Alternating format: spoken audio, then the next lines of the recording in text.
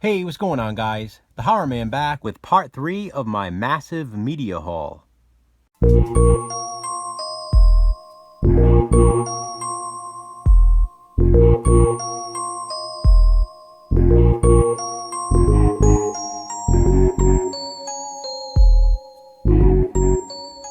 For part 3, I've decided to show just some random additions to the collection. There's a CED, vinyl, a CD, a book, a comic book, some movie posters, and even some more DVDs and a Blu-ray. I'll start with the CED since it'll make a nice backdrop for this video. I found the CED of Magic.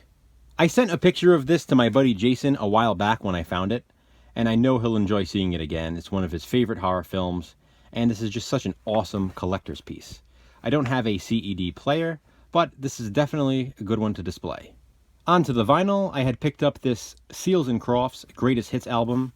I got this mainly for Summer Breeze, which I think is probably one of the most relaxing songs of all time. Love that song, but there are some other classics on this one as well, because after all, it is a Greatest Hits album. So I'm happy to have it on vinyl. Continuing with the music, I found this Stand By Me soundtrack on CD, so I had to pick it up. Some classics on this as well. Here's a comic book for any of you comic fans. This is Rot and Ruin #1. I had actually gotten this free. I had purchased some VHS tapes from a seller on Facebook, and he threw this in the box. No charge at all. Nice little bonus, so pretty cool. I found another Fright Time book that I did not already own. This is number 10. It contains the stories Creatures from the Ice, Dead End Drive-In, and Strange Exchange. I always love the cover art on these, and the stories are just plain fun. I got this Harold and Maude poster. Harold and Maude is one of my all-time favorite films, definitely in my top 5. I absolutely love this movie. Just a great poster. You know, I happened to see this when I was buying something else. It was a comic book store that also sells, DVDs and collectibles and stuff like that. And this happened to be in a box right near the cash register. This was the poster right in front. Caught my eye. I had to bring it home so I can add it to the wall. I also got this Ernest Scared Stupid one-sheet. Now this is actually an original one-sheet, so I'm not going to unfold it because it's rather large. But this is pretty much the image that you would see if I did. Next up is another Blu-ray and some DVDs that I had gotten after I had already filmed and uploaded my DVD update and Blu-ray update portion of this massive media haul. Starting with the Blu-ray, as you can see, I got Friday the 13th Part 2 for $2.97 on sale at my local FYE. Funny story about this one, when my buddy Jason from Horrific Nightmares and I hung out about a month or two ago now, we went to this exact same FYE, and we saw this Blu-ray, and we mentioned how it's pretty crazy price for it. Really cheap, obviously, good deal. I do own the steel case Blu-ray collection of the Friday the 13th films, and I also own Friday the 13th and Friday the 13th Part 3 on Blu-ray separately. At the time, I didn't realize that I didn't own Friday the 13th Part 2 separately on Blu-ray, so I didn't buy it for this cheap price. Well, I went back to the store yesterday. They still had a copy of it, and I had to get it.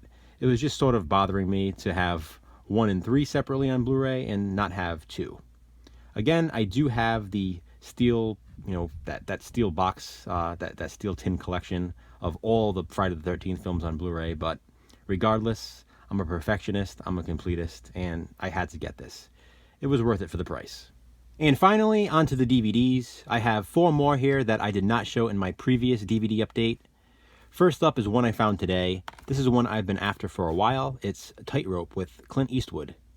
Again, same day, Jason and I were going around to different thrift stores along with that FYE store, and I mentioned to him I was looking for Tightrope. They had pretty much every Clint Eastwood film imaginable between the movies he's starred in and the movies he's directed, but they did not have this one. And of course, it was the one I was looking for. Well, today I went back to one of those very same thrift stores, and there it was. Brand new for $1. Can't complain about that. I also picked this up today. This is the Gorehouse Greats collection. It has 12 cult classic films. I wasn't sure if I had already owned this when I bought it, but again, it was $1 at a thrift store, so I figured, even if I already owned it, it was worth it for the buck. But turns out I did not already own it. I have a bunch of different box sets like this, and this just didn't happen to be one of them. It contains the movies Blood of Dracula's Castle, Blood Mania, Brain Twisters, The Devil's Hand, The Madmen of Mandoris, Nightmare in Wax, Primeval, Satan's Slave, Stanley, Terrified, Terror, and Trip with the Teacher. So, pretty cool collection. Yesterday, I picked up this widescreen copy of Jaws on DVD. Interestingly, I had only owned Jaws in a full-screen DVD, the full-screen collector's edition that sort of came in the outer slip box with the booklet. You know, it was released years ago. I did not have a widescreen version of this film. Now, I know I consider this to be my most overrated horror film of all time in my list, but I revisited it yesterday with my wife. My wife was dying to watch it. She likes watching this, you know, every year around this time. So we decided to pop it in, and as many times as I've seen it, I have to say, for some reason, I enjoyed it a lot more this time. I would still consider it to be slightly overrated, but not by much, and it definitely wouldn't be my most overrated horror film anymore. I really enjoyed it. I still prefer Jaws 2, though, just because of the slasher vibe.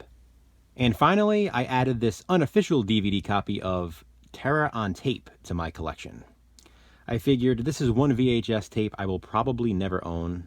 I mean, never say never. I was able to obtain a bunch that I didn't think I would ever be able to find. This just isn't one of them yet. So I definitely would love to find this VHS big box. Don't think it's going to happen anytime soon, especially for the price that they go for, but for now, I have this unofficial DVD copy so I can watch the movie. So, speaking of VHS tapes, that's what's coming next in my massive media haul. I have a few more parts to this because I have over 300 VHS tapes recently added to my collection over the last few months, and I have a lot to get to. You know, there are big boxes, screener copies, clamshells, and some very rare horror titles. But for now, this has been part 3. Some random additions to my collection. What do you guys think? Comment below and let me know. And as always, be kind, subscribe.